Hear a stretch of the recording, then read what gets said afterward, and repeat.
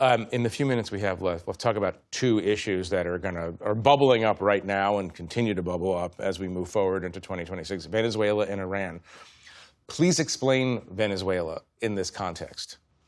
You have 30 seconds. Well, yeah, exactly. Look, please explain what's going on. In a way, they're very similar countries, oil producers, failed states, basically, right. Government, but big populations and giant keystones in their region. Now, Venezuela has an illegitimate leader who stole an election, right. You know what I mean? And so I'm not against putting pressure on him. But again, you want to do it with allies, okay? And you want to have a plan for the morning after. Let's say Maduro leaves or is toppled or Venezuela really falls into civil war. Talk about an immigration problem. When some countries implode, other countries explode. Venezuela explodes, okay? Ask its neighbors how many millions of refugees they're now dealing with. Do you think Trump would actually go to war with Venezuela in 2026? I would rule out nothing, Jeff. I would rule out nothing. And again, I have no sources, so I couldn't tell you. Right.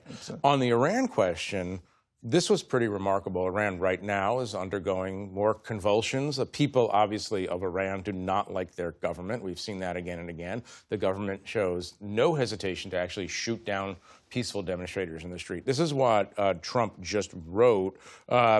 He on Truth Social. If Iran shots, that's the way he spelled it, yeah. Shots and violently kills peaceful protesters, which is their custom, the United States of America will come to their rescue. We are locked and loaded and ready to go.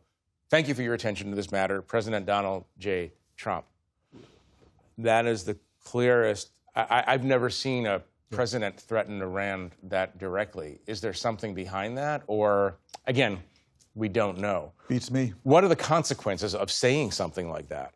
Well, there are two kinds of consequences. One is, obviously, Iranians would see it and more people would go out in the streets and then say, please come America, where are you? So Trump will look foolish. The other, you have to be very careful.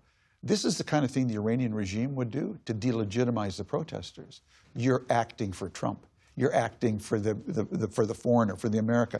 That actually matters inside Iran. Right. So these are very delicate situations. Obama got criticized for not doing enough. Trump can get himself in trouble for offering to do too much. At the end of the day, neither will matter, Jeff. What will matter is what the Iranian people do on the streets and how the regime responds. In the few seconds we have left, based on your knowledge of Iran, is this situation different than previous situations of unrest in the streets? It feels different because the regime is weaker after the 12-day war it lost to Israel. And you have a combination of things. Now, you've got the money, the economy that is collapsing, but Mother Nature just showed up. And Iran is now one of the most water-starved countries in the world, and Mother Nature is going to kill them all long before they kill each other. Well, on that happy note, we'll do this again, and we'll try to end on a hopeful. Unless she doesn't. Unless she doesn't. To be sure, only time will tell. Exactly. We're going to have to leave it there. I want to thank Tom for joining me, and thank you at home for watching.